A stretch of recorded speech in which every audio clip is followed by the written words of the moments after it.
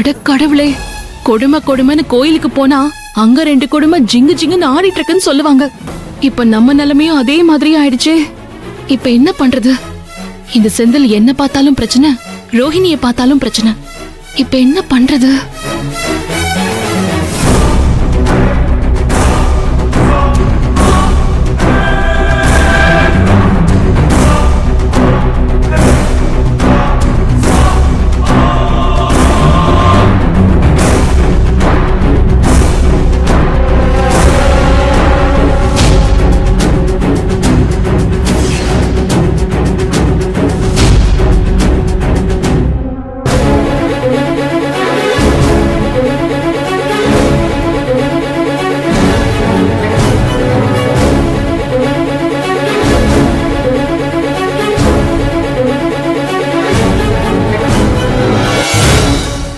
ரோஹிணிக்கு பக்கத்துலயே அவர் நிக்கிறாரே.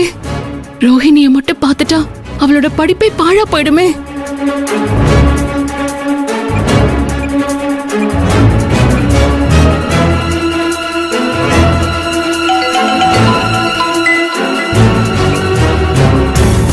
ஹலோ, சொல்லு ரோஹிணி. அண்ணி, எங்க இருக்கீங்க?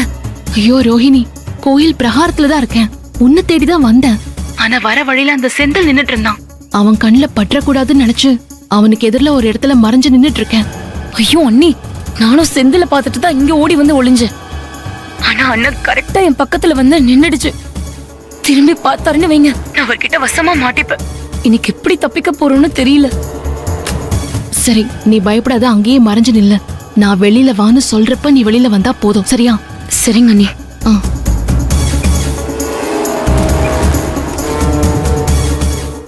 ஒருவேளை நம்ம பார்த்தது ரோகிணியை இல்லையோ? இல்ல இல்ல, நான் பார்த்தது ரோகிணியை தான். அவ இங்கதான் கோயிலுக்குள்ள எங்கேயாவது இருக்கணும்.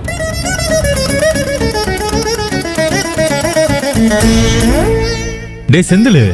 என்ன மச்சான், கோயிலுக்கு சாமி கும்பிட வந்தியா? இல்லடா, ரோகிணியை தேடி வந்தேன். கிண்டல் பண்ற பத்தியா? டேய், கிண்டல்லாம் பண்ணல, நிஜமா தான் சொல்றேன். நான் ரோகிணியை தான் தேடி வந்தேன். ரோகிணி இங்க எங்கேயாவது பாத்தியா? இல்லையே மச்சான், ரோகிணி இந்த கோயிலுக்கு வந்திருக்காளா? ஆமாடா, அவன் இங்கதான் எங்கேயோ இருக்கா. என் கண்ணில் படாம என்கிட்டே கண்ணாமூச்சி ஆடிக்கிட்டு இருக்கா. நான் இந்த பக்கம் போய் தேடுறேன், நீ அந்த பக்கம் போய் தேடு. அவளை எங்க பார்த்தாலும் விடாத, சரியா? போய் தேடு. சரி மச்சான்.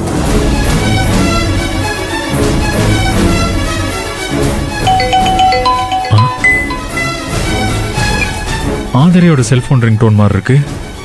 சரி, இங்கேயே யாரோ வச்சிருப்பாங்க போல இருக்கு.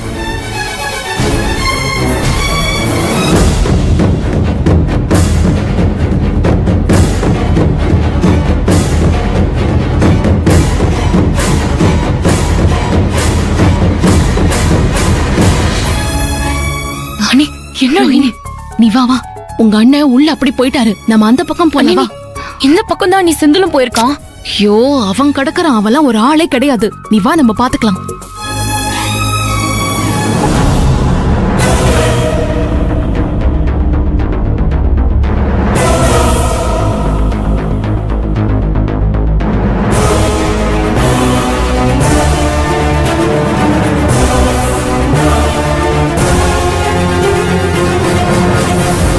டேய் ரோகிணி,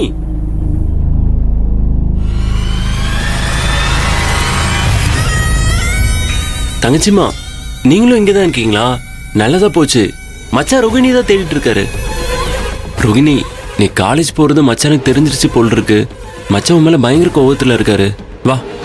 செந்தில், இதுல நீ தலையிடாத. இது ரோஹிணியோட படிப்பு விஷயம். அவளை நான் ரொம்ப கஷ்டப்பட்டு காலேஜ்ல சேர்த்திருக்கேன். அவ நல்லா படிக்கணும். அவ படிப்புக்கு உன்னால இடைஞ்சல் வந்துடக்கூடாது செந்தில், புரியுதா?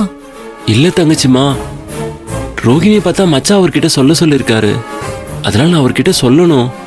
சொல்லுவியா? ஆமா, சொல்லுவேன்.